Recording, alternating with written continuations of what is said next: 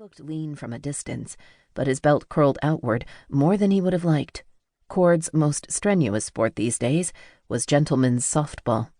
This morning, as always, his new Lebanon Sheriff's Department shirt was clean and stiff as a sheet of new balsa wood, and his beige slacks had razor creases. Corde was by rank a lieutenant, and by specialty a detective. He remembered this place not 12 hours before, last night, lit only by the deputies' flashlights and the edgy illumination of a half-moon. He had sent his men to scour the ground. They were young and austere, the ones trained in the military, or young and arrogant, State Police Academy grads.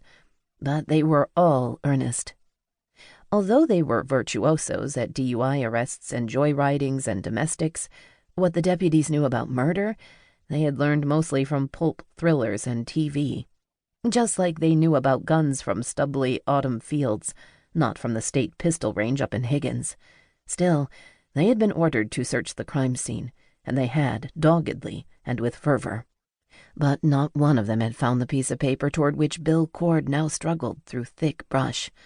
Oh, you poor girl, who lies at the foot of a 10-foot-high earth dam, who lies in this chill, wet dish of mud and low grass and blue flowers, whose dark hair is side-parted, whose face is long, whose throat thick.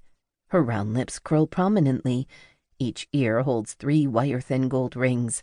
Her toes are lanky, and their nails dark with burgundy polish. Who lies on her back, arms folded over her breasts, as if the mortician had already done her up. The pink floral blouse is buttoned high. Her skirt extends so modestly below her knees, tucked beneath her thighs. "We got her name. Here we go. It's Jenny Gevin. She's a student." Last night, Bill Corde had crouched down beside the body, his knee popping, and put his face next to hers. The pearlish half-moon was reflected in her dead but still unglazed hazel eyes. He had smelled grass, mud, methane, transmission fluid, mint from her lips, and perfume like pie spices rising from her cold skin. He had stood and climbed to the top of the dam, which held back the murky waters of Blackfoot Pond. He had turned and looked down at her.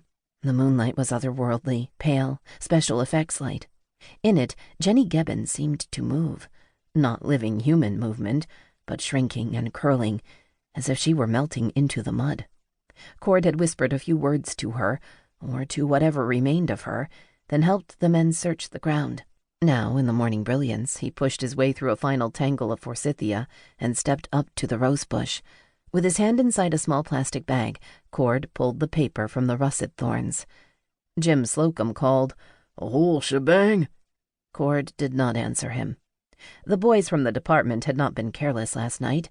They could not have found the scrap of paper then because it was a clipping from this morning's register. Slocum asked again, "The whole, place?" Corde looked up and said, "Whole thing, yeah." Slocum grunted and continued unwinding yellow police line tape around the circle of wet earth where the girl's body had been found. Slocum, after Corde, was the next senior New Lebanon town deputy. He was a muscular man with a round head and long ears. He'd picked up a razor-cut hairstyle in 1974, complete with sideburns, and had kept it ever since. Except for theme parks, hunting trips, and Christmas at the in-laws, Slocum rarely left the county.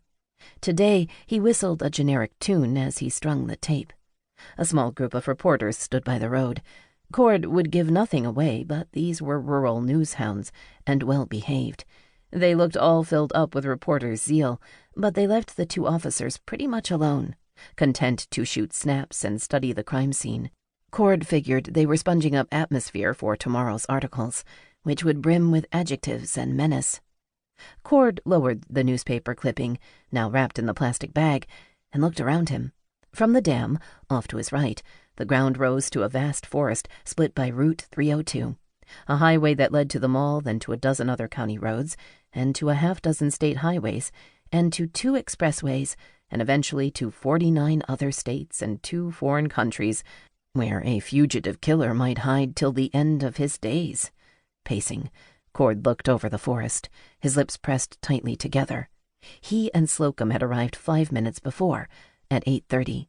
The register started hitting stores and porches at about 7:15. Whoever had left the clipping had done so in the past hour. Listening to the hum of wind.